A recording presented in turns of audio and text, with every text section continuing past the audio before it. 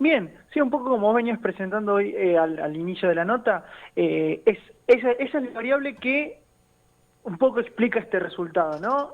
Incertidumbre, es decir, ¿qué es lo que va a pasar? ¿Qué es lo que yo creo que como persona, digamos, que determina precios? ¿Qué es lo que espero para el futuro? Esto es, no hay una política clara en lo que es en términos macroeconómicos, no hay, es siempre medidas coyunturales, medidas de muy corto plazo, y bueno, lo que nos sorprendió, digamos, al principio de lo que es la segunda semana fue esto, ¿no? Posterior a las PASO, una devaluación de un 22% que en realidad ya existían rumores, y eso obviamente acelera todas estas expectativas de incertidumbre, es decir, cuánto más realmente va a haber de evaluación, cómo esto inmediatamente se traslada a los precios Sí. y obviamente, un montón de efectos producto de las medidas macro tomadas en los últimos años, que hacen a su vez generan un traslado a precios en la economía, que incluso fue superior en muchos casos a este 22%. Claro. Por una cuestión muy sencilla,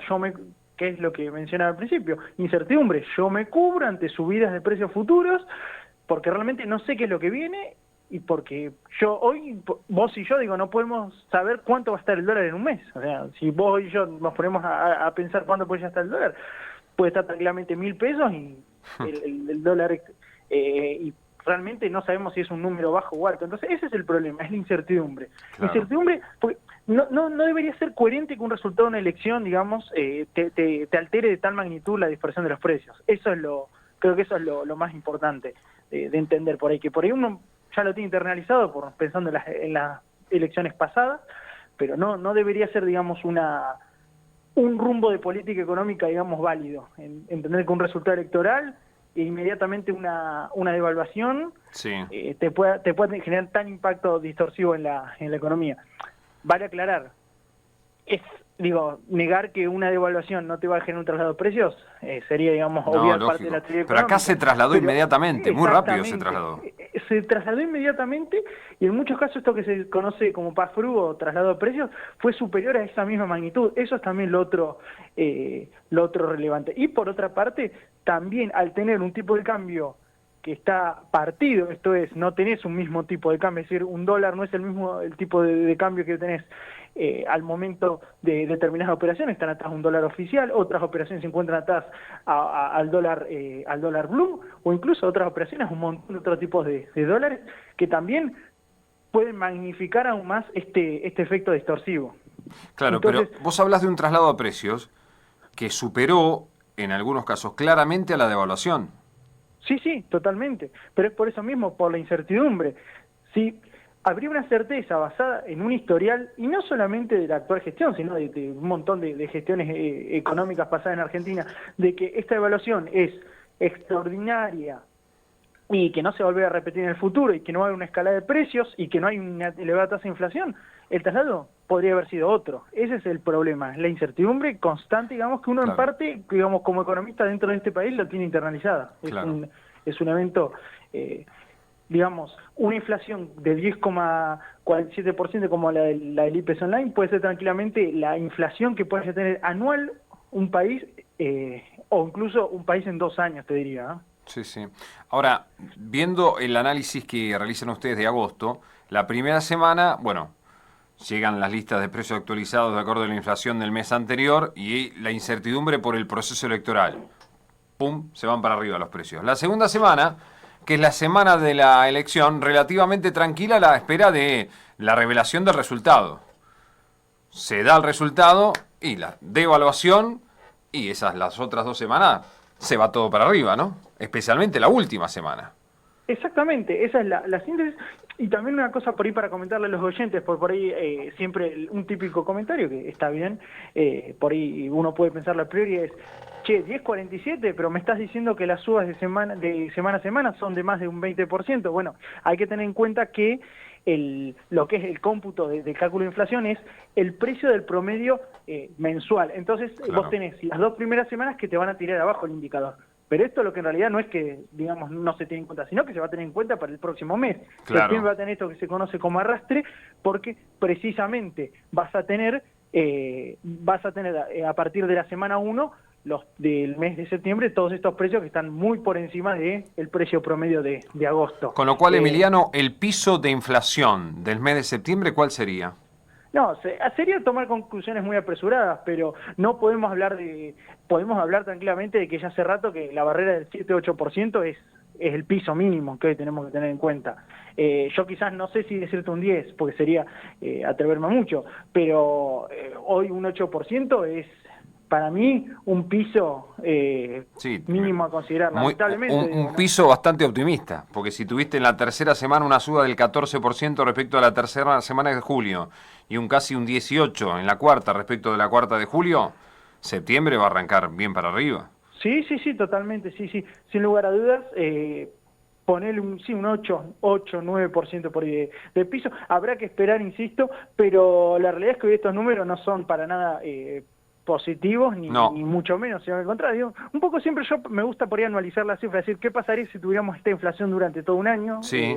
Y si hubiera eso, si hiciéramos ese cálculo, nos daría un 230% de inflación anual. Digo, por ahí uno dice, 10% es mucho o poco. Bueno, imagínate si tuvieras 10,4% de inflación durante 12 meses, tendrías al final del año 230% de inflación. Entonces digo, son números que hasta hace unos meses se barajaban solamente las tres cifras de inflación, se pronosticaba un 100%, se hablaba de cerca de un 100, 140. Hoy sí tenemos que pensar de acá a los próximos 12 meses, tenemos que empezar a pensar ya no en un 100%, sino en un 200%. Digo, esto un poco para poner en discusión cómo se ha venido acelerando esta espiral, porque es una espiral, eso hay que entenderlo, no es un tema que se corte de un día para otro, no existe una política imaginemos que las políticas de precios cuidados para regular absolutamente, que podamos regular un mayor nivel de bienes y servicios, no van a detener este proceso inflacionario, sino que son medidas de largo plazo, que llevan muchos años y son un problema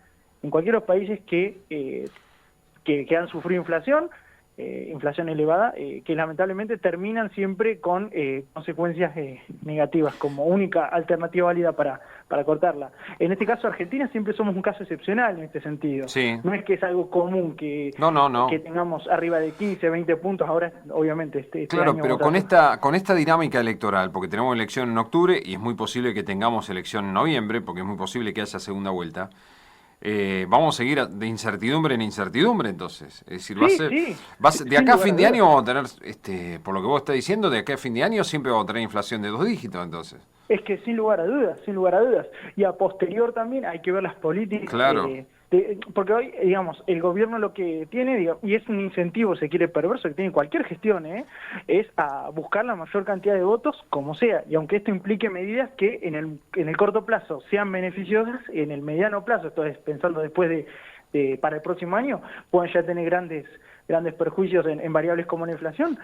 Hoy el gobierno está pensando en cómo conseguir votos, no en qué es lo que viene para el próximo. Entonces eso también hay que ver después cómo se trabaja. Para mí este año, digamos, en un montón de variables ha sido bastante preocupante, pero el año, esto yo ya lo decía en junio, el año 2024 es el año donde hay que estar muy atentos porque el gobierno no tiene la restricción electoral de los votos y con lo cual hay un montón de medidas, no solamente de inflación, que pueden llegar a tener graves consecuencias para nosotros, para los habitantes del país.